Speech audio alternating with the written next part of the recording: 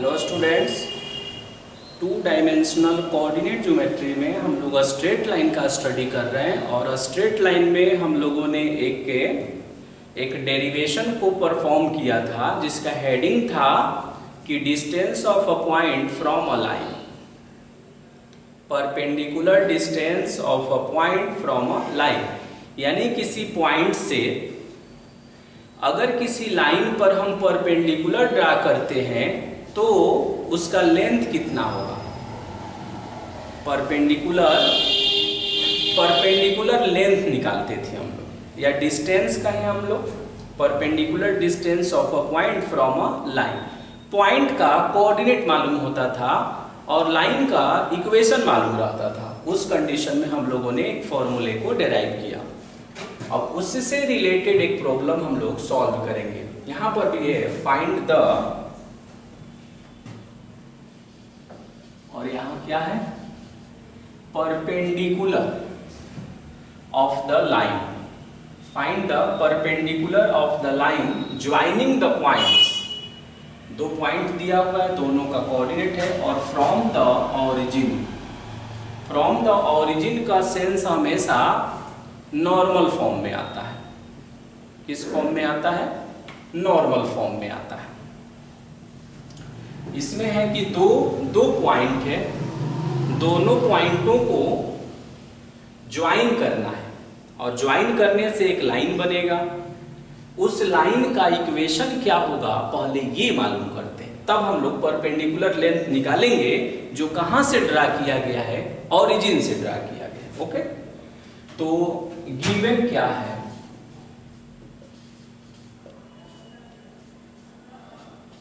ए का कोऑर्डिनेट है cos theta, sin theta.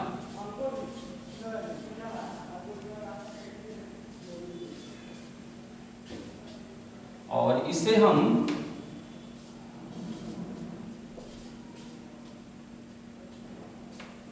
x1 y1 treat करते हैं।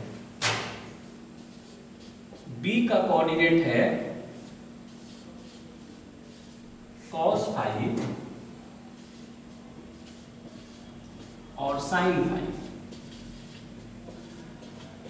इसे हमने x2 y2 ट्रीट किया। अब क्या करेंगे कि equation of a line passing through A and B find करेंगे, TPF का यूज करेंगे।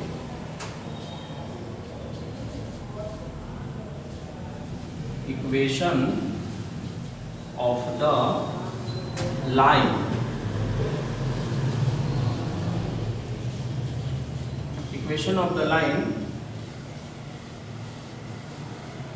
passing through A and B। और कौन सा यहाँ यूज कर रहे हैं हम? तो यहाँ यूज कर रहे हैं हम यूजिंग T, E और F, यानी 2 पॉइंट फॉर्म का यूज करके हम क्या कर रहे हैं, इक्वेशन फाइंड कर रहे हैं। और इसके लिए हमने फॉर्मूले को हैशटैग कर रहे हैं y minus y1, y1 minus y2,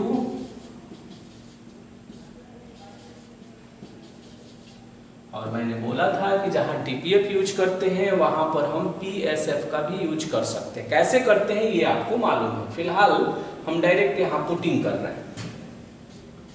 तो y माइनस y1 का रोल कौन प्ले किया? तो साइन थीटा, अपॉन में y2 ये है sine five, x minus x1 cos theta, और अपॉन में है cos theta minus cos five. Okay, इस तरह की सिचुएशन, ये लाइन का इक्वेशन। अब हमने क्या किया यहाँ पर कि y माइनस साइन थीटा ऐसे ही रहने देंगे। यहाँ sine C minus sine D का फॉर्मूला परफॉर्म करते हैं, तो 2 cos C plus D by 2 into sine C minus D by 2 is equal to, फिर cos C minus cos D, तो माइनस में 2 sine C plus D by 2 into sine c minus dy।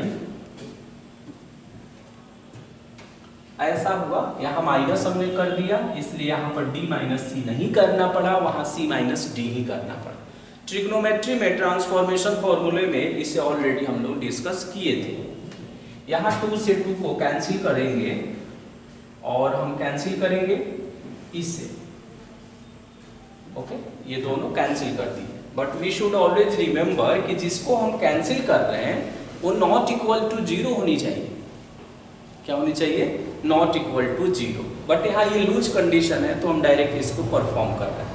अब हम cross multiply करने वाले हैं, तो minus sine theta plus phi से इसमें मल्टीप्लाई करेंगे तो कितना आएगा? ये आएगा minus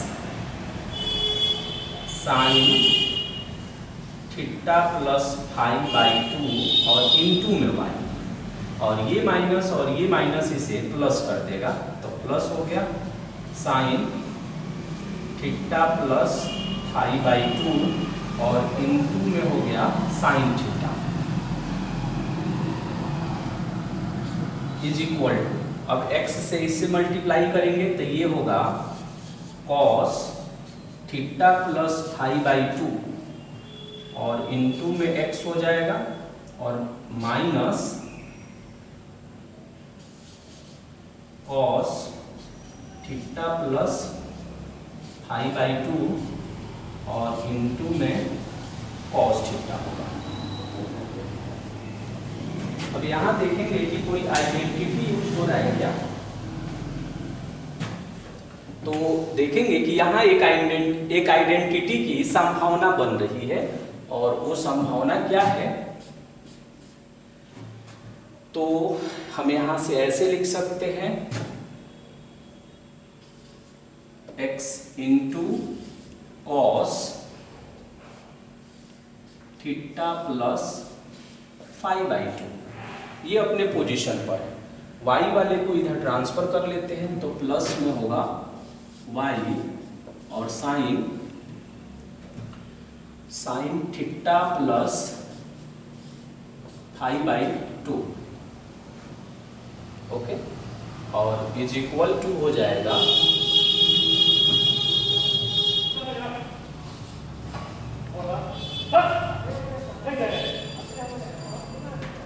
theta plus phi by 2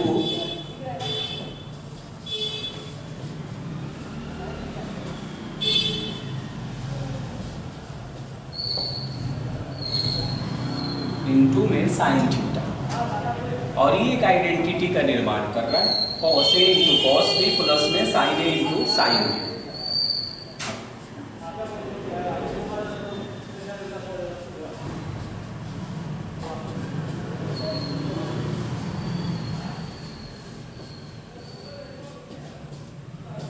is equal two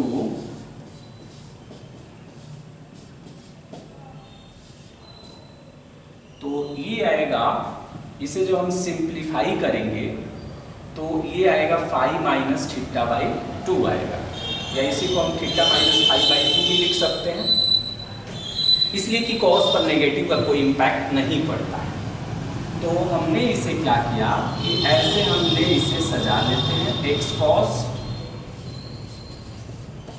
plus में y sine theta plus phi by 2 और माइनस में cos theta minus phi by 2 is equal to 0। इसे आप सिंप्लीफाई करेंगे तो ये आएगा phi minus theta. Phi minus theta को हम थीटा माइनस फाई भी लिख सकते हैं इन केस ऑफ कॉस, और ये प्लस है तो इसे एलएचएस मिलाकर हमने माइनस कर दिया।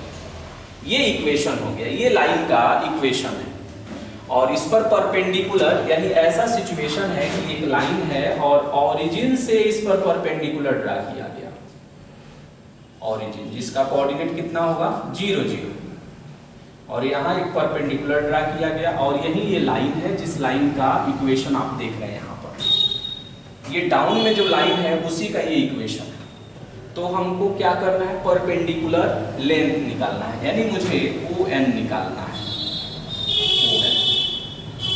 तो इसके लिए क्या आपने पढ़ा, आपने ये पढ़ा कि ऑरिजिन से ये परपेंडिकुलर ड्रा किया गया है, तो जिस पॉइंट से भी परपेंडिकुलर ड्रा करते हैं उससे इसे सेटिस्फाई करेंगे हम।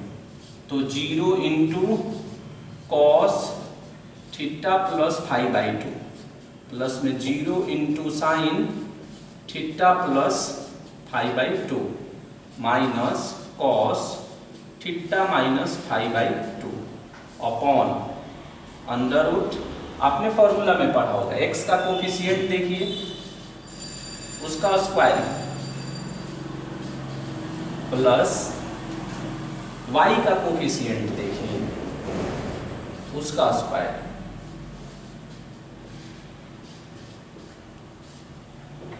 और यहाँ पर मॉडुली क्लोज करते हैं। मॉडुली क्लोज करने का पर्पस ये होता है कि जब हम परपेंडिकुलर लेंथ निकालते हैं तो वो हमेशा पॉजिटिव होनी चाहिए। तो ये डाउन में कुछ ऐसा होगा, माइनस में कॉस थीटा माइनस 5/2 और ये हो जाएगा अंडर रूट 1, क्योंकि कॉस स्क्वायर थीटा और साइन स्क्वायर थीटा 1 होता है। और फाइनली ये ऐसे आएगा कॉस थीटा माइनस 5/2, इसे 5 माइनस थीटा भी लिख सकते हैं। तो मुझे परपेंडिकुलर लेंथ निकालना था, तो हम कह सकते हैं कि therefore perpendicular length from the origin कितना है, ये है कॉस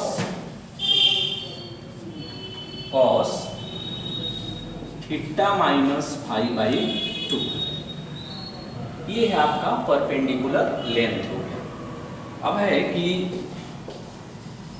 इसको पढ़ने के क्रम में जो फॉर्मूले हम यूज कर रहे हैं उसे फिर से एक बार रिकैपिचुलेट करते हैं कि आखिर कौन से फॉर्मूलों को यूज किया गया है यहाँ पर। ये टीपीएफ से तो ऑलरेडी आप फैमिलियर है, लेकिन मेन ये फॉर्मूला मुझे देखना है कि कोई लाइन है और उसका इक्वेशन है ax प्लस में by और प्लस में c इज इक्वल टू 0, और आपने क्या किया कि एक परपेंडिकुलर ड्रा किया। जिस पॉइंट से आपने परपेंडिकुलर ड्रा किया उसका कोऑर्डिनेट आपके पास है और उस लाइन का इक्वेशन है, और इस पॉइंट को हमने कह दिया n। तो Pn निकालने का जो कॉन्सेप्ट है मॉडुली, इस पॉइंट से इसे सेटिस्फाई करिए। पॉइंट से सेटिस्फाई करने का मतलब ये होता है, ये बार बार यूज करते हैं कि x के जगह पर x कोऑर्डिनेट रखना, y के जगह पर y कोऑर्डिनेट रखना। इसमें एक और बात का ध्यान रखते हैं कि RHS हमेशा 0 होना चाहिए। तो ये बनेगा ax1 by1 प्लस में c अपॉन x का जो कोफिशिएंट है a और y का जो कोफिशिएंट है वो b, और ये हो गया आपका Pn, और इसी फॉर्मूले का यहाँ यूज किया गया है। तो आप कहेंगे यहाँ 0 आपने क्यों पुट किया, क्योंकि परपेंडिकुलर यहाँ ऑरिजिन से ड्रा किया गया है। लिखा हुआ है कि find the perpendicular of the line joining the points. इन दोनों पॉइंटों को ज्वाइन करने से एक लाइन है, उस पर ऑरिजिन से एक परपेंडिकुलर ड्रा किया गया है और उसी का लेंथ निकालना है। तो ये इसका डेरिवेशन आपने प्रीवियस सेशन में देखा था, और ये क्वेश्चन भी इम्पोर्टेंट है, लेकिन है बहुत सिंपल, लेकिन कई कॉन्सेप्टों को ये एक साथ एग्रीगेट करता है। कैसे एक्यूमुलेट किया हुआ है बहुत सारे कॉन्सेप्टों का, तो एक टीपीएफ का यूज कर रहा है, दूसरा ट्रांसफॉर्मेशन फॉर्मूले का यूज कर रहा है, और तीसरा length of the perpendicular from a point, या perpendicular distance of a point from a line, इस फॉर्मूले को इंक्लूड करता है। यानी 3 वेराइटीज के फॉर्मूले इसमें यूज कर रहे हैं, इसलिए ये कॉन्सेप्चुअल है। ओके, अब नेक्स्ट सेशन में हम लोग और भी बातों का डिस्कशन करेंगे।